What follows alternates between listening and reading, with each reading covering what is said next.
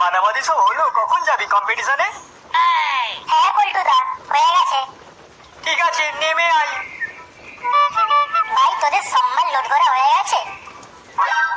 হ্যাঁ হয়ে গেছে, কিন্তু তুই বল এতক্ষণ কোথায় ছিলিস? গুরু কখন যেতে বলেছে, এখন কটা বাজে খেয়াল আছে তোর?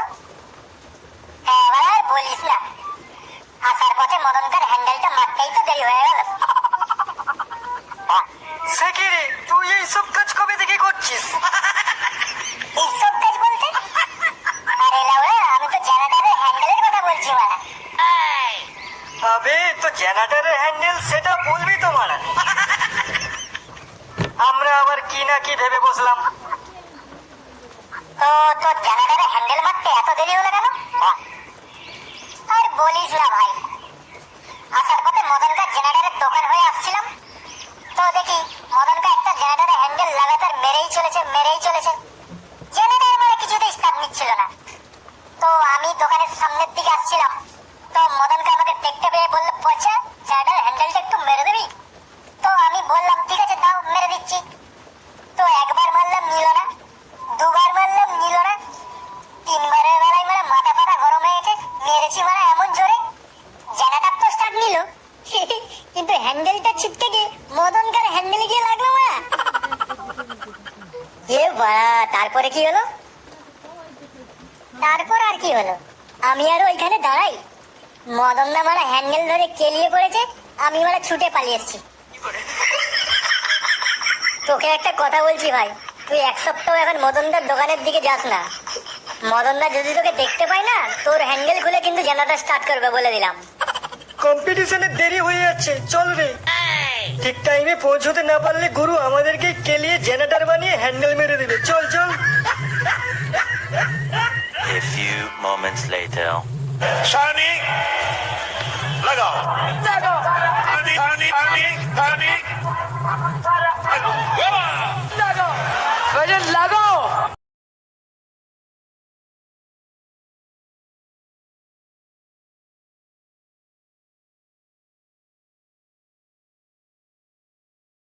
ছাড়া দলগুলো শান্তিতে একটু বসতেও দেবে না, সকাল থেকে কান মাথা খাওয়া আরম্ভ করে দিয়েছে।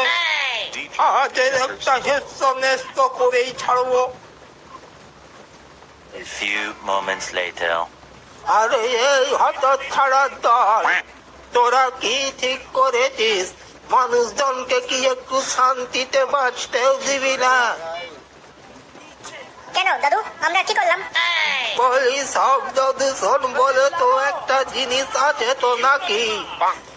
সকাল থেকে কানের গোড়ায় কি বাল চালিয়ে রেখেছিস?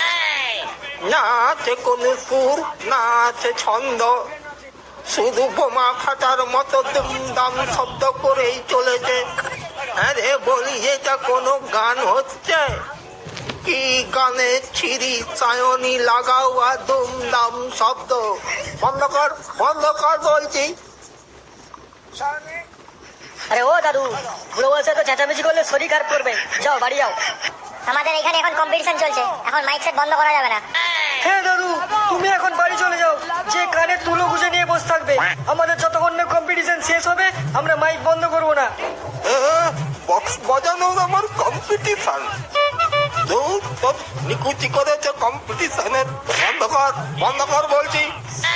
না দাদু, এখন বন্ধ করা যাবে না বলছি তো। এই বন্ধ করবি না আমি যে তোদের বক্সের উপরে মুছে দেবো।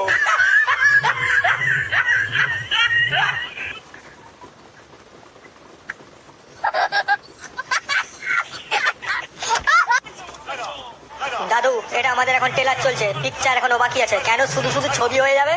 সামনের দিকে সরে যাও বলছে, এক্ষুনি আমরা স্পিকার চেক ছাড়বো। তবে রে হারামজাদা। দাদু, ফুটো কিন্তু ঠিক কথাই বলছে, স্পিকার চেক ছাড়বো এক্ষুনি, সরে যাও সামনে দিকে। কিছু হয়ে গেলে কিন্তু আমরা দায়ী থাকবো না বলে দিচ্ছি তোমাকে। এমনি হচ্ছে না আবার স্পিকার চেক? দুধ তো নিকুচি করেছে স্পিকার চেকের। এই ছাড় তো দেখি তোদের স্পিকার চেক দেখি আমার কি পাল্টা ছিঁড়ে লাই।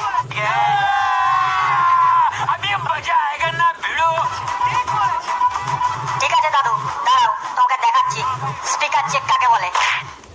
Remix এর সাথে একটা ধামাকাদার ভাইব্রেশন বেশ শুরু করতে চলেছে। এখানে যারা হার্টের রোগী আছে তারা বাড়ি চলে যান, কেননা কিছু হয়ে গেলে কমিটি ও সাউন্ড সিস্টেমের দায়ী থাকবে না। চলুন তাহলে শুরু করা যাক।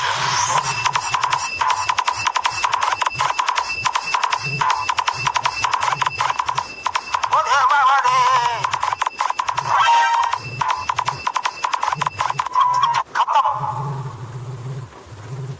Bye bye tata goodbye गया এই গান মেরেছে, দাদু তো ক্লিয়ার। দাদু যে আমাদের জন্য মরেছে কাউকে বুঝতে দেওয়া চলবে না। কেটে পড় মারা সবাই এখান থেকে। A few moments later.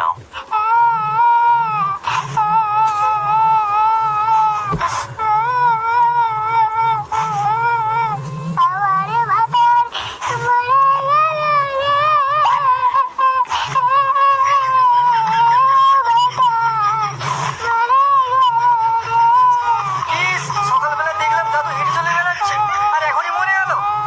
হ্যাঁ রে, আমিও তো দেখলাম দাদু ক্লক টাওয়ারে বসে বিড়ি টানছে। আমি আরো একটা বিড়ি চেয়ে খেলাম, দাদু মনে হয় হার্ট ফেল করেছে।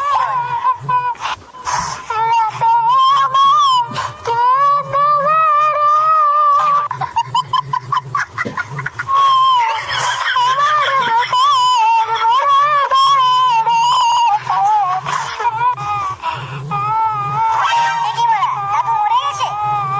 আমাকে যে বললো মাল আনতে আর এখনই মরে গেল। তাহলে এখন এই মালটা কি করবো? না বাবা, এখন মাল গেলে হবে না, এখন ঠাকুমাকে সান্ত্বনা দিতে হবে দেখছি।